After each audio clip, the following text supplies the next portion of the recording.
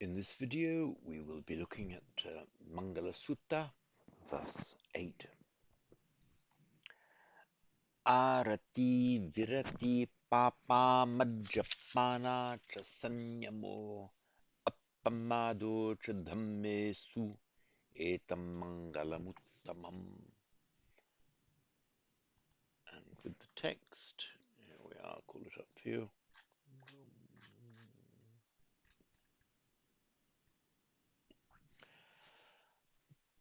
Arati virati papa majjapana cha sanyamo appamado cha dhammesu etam mangalamuttamam.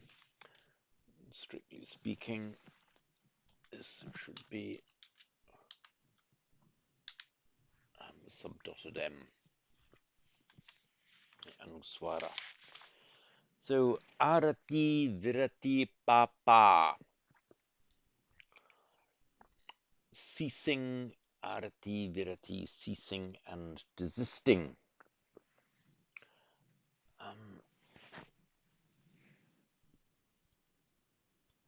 Call up iPad. The root ram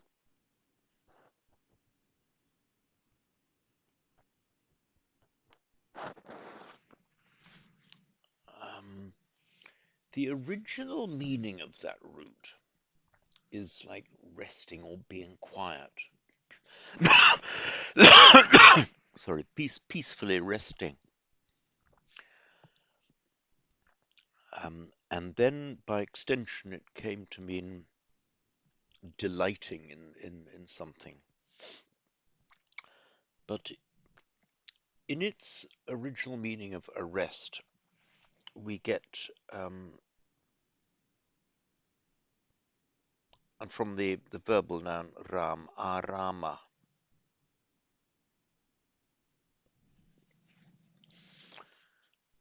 Arama means resting, and in that particular meaning of it, the a doesn't add much. But the arama also came to mean like a grove or a park, a pleasure garden or a garden of rest, the place you go to rest. From ram, we get the past participle rata, and much more commonly used the verbal noun rati. Note here that what happens from the root ram plus t, you would have ranti, but what in fact happens is the nasal has dropped out, so the ranti becomes rati. So rati is the verbal noun from, or one of the verbal nouns from ram. So arati means resting, taking a break from something, desisting. Virama, viramati, virama, virati, means pausing or stopping, desisting again, stopping doing something. There's probably not much difference in meaning in arati, virati, as in ceasing and desisting. Ceasing exactly means stopping. Desisting means stepping back from it.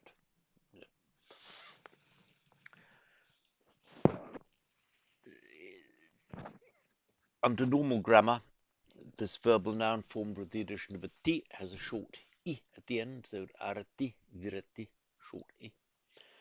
For the sake of the meter here, it's been lengthened. That's just poetic license. It doesn't have any grammatical significance.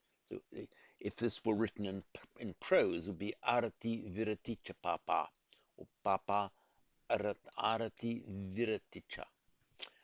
It's lengthened, so I say no grammatical or semantic significance to the lengthening of the E to E. So arati virati papa.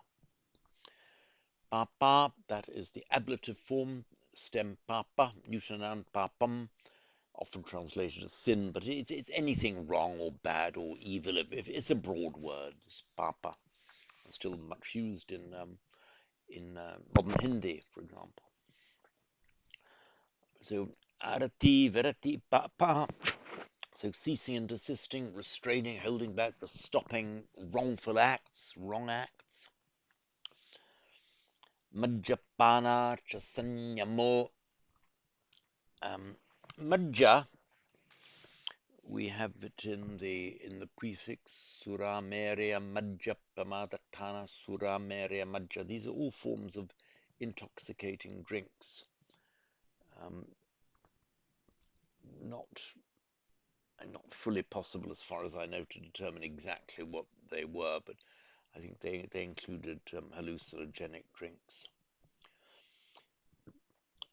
or some would say spiritually enhancing potions. Majja, madhya, in Sanskrit, madhya, in Pali, majja. It's likely cognate with our English word mead, which is the old word for a honey wine.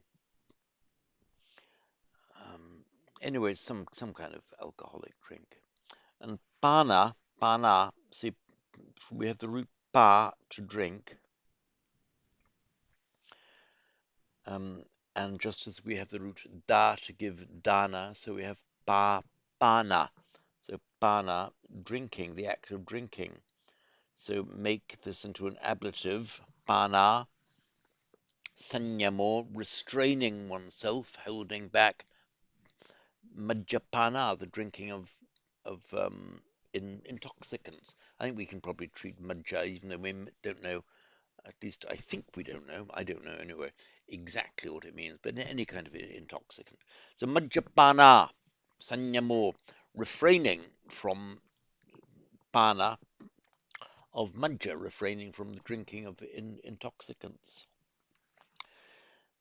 Incidentally, from the same root pa, one of the ways of making the future passive participle is by adding niya, and from root kri, karaniya, to be done, as in the Karaniya Metta Sutta, karaniyang atta kusalena, to be done. I mean, the following is to be done, needs to be done.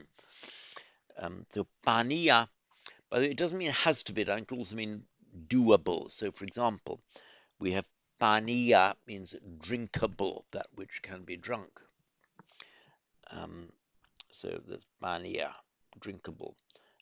And it came to mean specifically drinkable water.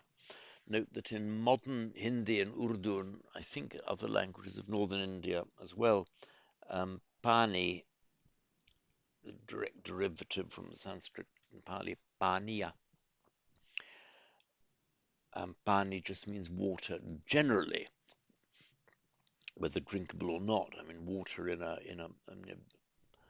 muddy roadside pool, muddy, mucky roadside pool would still be pani in modern Hindi. Even rather forgetting that originally a distinction was drawn between udaka, which is the general word for water, and paniya, which specifically is drinkable water. But there we are. Remember, it's from the root drink. So majjapana sanyamo. Sanyamo, it's often been translated as restraint. I've done a half-page note on this yam and words deriving from the root yam, and in particular the viyama, the outstretched arms. I can't see it on screen, stretching my arms out. The viyama, outstretched arms. The sanyama. So the root meaning of yam means to exert force, not a striking or violent force, but a gentle force, as if you're pushing something or lifting a heavy object. It's the exertion of force against a counter force. And with the prefix sam, that means kind of to yourself, inwards. So sanyama actually means exerting some kind of force to hold something in. And in a moral sense, sanyama It does actually reflect the Latin word, not etymologically, but in meaning it reflects our word restraint from the Latin restringere, literally to tighten in, to make an effort to hold something and to restrain. Um, so, for example, you would restrain a cough or a sneeze or any other manifestation that you might need to keep in rather than let out at the time. That would be a sanyama. In a moral sense, it means restraining and not letting out, for example, the impulse to, say, a burst of anger, the impulse to say unkind words. So if you resisting, it's resisting that impulse. The imagery here is that that impulse to do it, by the very imagery of the word, is like a power, a force within you that wants to get out the burst of anger, say, the desire to say something nasty to somebody. It's treated as having an internal power. So the sanyama, the very meaning of the word yama, is that exerting of a force to hold something in. So in this context, the sanyama um, it suggests then that there's this inner wish, inner impulse to go and have a drink, and that it's a force that you are holding in other words, not letting it come out into the form of a physical act. So that's the idea of the sanyama here. Um, so remember, it's got this very physical kind of feel to it. Appamado cha dhammesu. Now, appamada um, is a really central word of Buddhism, or Theravada Buddhism. Apramada in Sanskrit. Again, I've done a note on it in this verse 8. Let's see, Pamado. Um, so I won't read it all out here, but um, just see that the idea is that the mud, the original meaning of was rejoicing or being glad in Vedic, and then by extension, it was getting carried away with something. It could be cognate with our English word mad, but not in the sense of a mental disability, um, but rather in the sense of being so excited and hyped up with the desire for something, you whooshing away with it, you're mad. So pramada, we might say in English, is madding forth. Your mind is so tied up with it that you've been carried away by it. Um, and the verbal noun pramada, and the negated form of it is apramada, Sanskrit apramada, Pali appamada. So the idea of just not getting carried away with it. It's often used in something broadly similar to mindfulness. In mindfulness, you are witnessing what is happening and not identifying and getting carried away with it. So you might say that it is the exercise of sati, often translated as mindfulness. The exercise of sati prevents the normal appamada happening. So here we are being exhorted to appamado cha dhammesu. By the way, the past participle of it would be pamatta or appamatta. So the past participle here having the force of an adjective. So if you are pamatta, you're getting carried away unmindfully. And if you are appamatta, apramatta Sanskrit, appamatta. Pali, you are not carried away with it. So appamado cha dhammesu. Dhamma just means here, it's dhammesu, locative plural. Um, Not getting carried away in respect of dhammas. Now, dhamma here has this very, very broadest meaning, just meaning things, and often more specifically means mental states or mental events. But here, just as broad as can be, not getting carried away by things. Note that here it's the locative plural.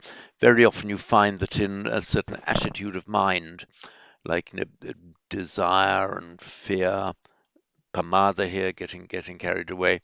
What you're getting carried away with, or that you fear or you desire, is frequently expressed in the locative. That's why we have the locative plural here, dhamma, locative plural, dhammesu. Etam mangalam uttamam. So I will go through this again before we wind up this video. Arati virati papa majjapana cha sanyamo appamado cha dhammesu etam mangalam uttamam. And again, arati virati papa majjapana cha sanyamo appamado cha dhammesu etam mangalam uttamam. And that's it on this video.